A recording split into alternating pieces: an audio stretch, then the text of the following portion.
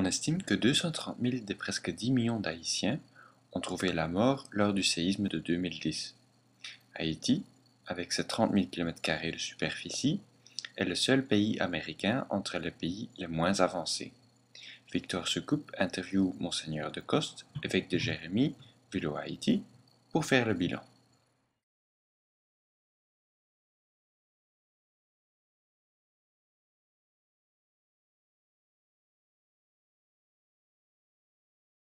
Vous avez beaucoup souligné l'importance de l'agriculture et notamment de l'agriculture vivrière. Oui. Qu'est-ce que vous pourriez nous dire en quelques mots? C'est que depuis l'indépendance d'Haïti en 1804, les gens vivaient de l'agriculture.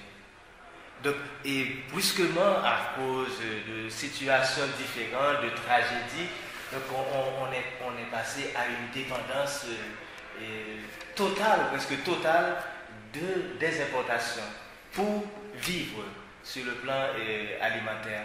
Donc je crois que l'agriculture, si on la développe, peut assurer la sécurité alimentaire du peuple d'Haïti, et c'est ce qui est fondamental. Donc c'est le premier besoin, manger. Et il faut renverser l'exode rural qui est et ça va renverser. Donc si les organismes, les ONG, les organisations humanitaires, gouvernementales veulent aider, je crois que c'est dans ça qu'il faut investir. Parce que ça va maintenir les gens à la campagne. Et les gens n'auront plus besoin de couper les arbres pour se faire de l'argent, avoir un peu de revenus. Et on n'ira pas grossir les villes, vous voyez, et créer des bidonvilles. Et tout le drame qui s'est passé à Port-au-Prince, c'est justement parce qu'il y a une surpopulation de Port-au-Prince. Port-au-Prince n'est pas construite pour accueillir autant de gens. Mais tout le monde va, et c'est un tiers de la population haïtienne vit à Port-au-Prince. Et je crois donc, dans ce sens, que je plaide pour l'agriculture, pour le développement de l'agriculture, et d'une manière qui est fidèle aux traditions des paysans. Vous voyez, pas une agriculture ultra modernisée, ce serait impossible pour nous, mais une agriculture qui aide vraiment les paysans, les gens de la campagne à avoir beaucoup de revenus, et à partir de là, ils n'auront pas besoin de dépendre de l'aide extérieure. Et je crois que les pays qui nous aident, les organisations, les ONG, ils seront surpris de voir que s'ils aident l'agriculture, comment les gens, dans 10-20 ans, disent, eh bien maintenant, merci beaucoup, nous pouvons nous suffire à nous-mêmes. C'est là qu'il faut arriver. On ne peut pas éternellement injecter des milliards en Haïti. Il faut que les Haïtiens arrivent à se prendre en main. Et cela se fera, je crois que, par l'agriculture.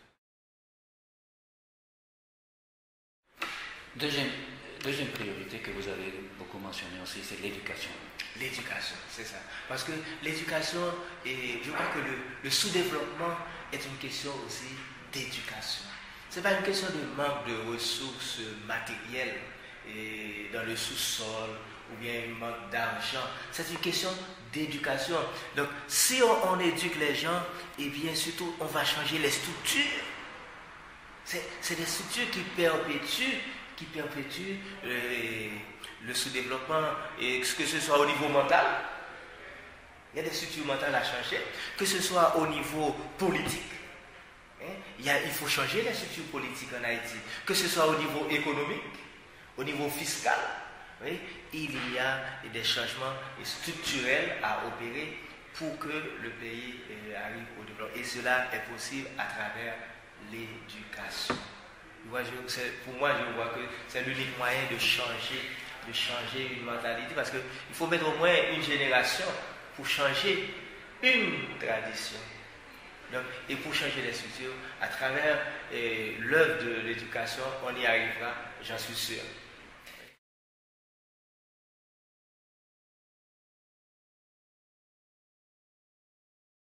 Troisième question. 2 ans et demi, reconstruction, aide d'urgence. Quel est le bilan? Il y a du bon et il y a du moins bon. Quelles sont les perspectives? Il y a du bon. On a eu une solidarité extraordinaire des peuples et du peuple belge, en particulier. Et la première semaine après la tragédie, Et le gouvernement belge, à travers des organisations humanitaires qu'il a financées, est intervenu directement en Haïti pour apporter l'espérance, pour apporter la vie et soulager tant de souffrances. Et l'Union européenne. Et l'Union européenne aussi. Donc là, nous sommes vraiment reconnaissants de cette solidarité-là, qui est encore là, encore effective et efficiente, efficace. Et par exemple, dans le fait d'endiguer le choléra, d'empêcher que la maladie, l'épidémie se répande. Et aussi cette intervention que les gens commencent à sortir sous les tentes. C'est extraordinaire que vous arrivez à Bourgogne, vous allez voir que presque les 2/3 des gens sont sortis sous les tentes. Ça, c'est visible. Bon, ce qui reste qui est plus difficile, c'est de reconstruire les édifices. Ça va prendre du temps. C'est un projet pharaonique. C'est des millions et des millions, des centaines et des centaines de millions. Mais je crois que l'important, c'est l'humain, d'abord.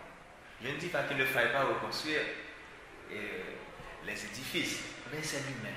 Je crois qu'il faut investir dans l'humain. Il faut investir dans l'humain, investir davantage dans tout ce qui peut aider l'Haïtien à s'assumer et à s'assumer, à se prendre. Mais nous avons un petit peu vécu trop dans la dépendance. Dans la dépendance. Nous devons nous assumer.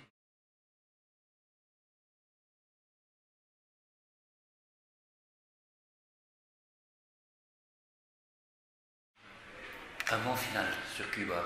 Vous avez rendu hommage à l'aide cubaine qui semble être très efficace, notamment en matière de santé. Oh oui, ça vraiment, quelle que soit son idéologie, eh bien, il faut reconnaître que Cuba a aidé beaucoup de pays du Sud à travers l'envoi de médecins dans les zones rurales les plus reculées où mes compatriotes ne veulent pas aller.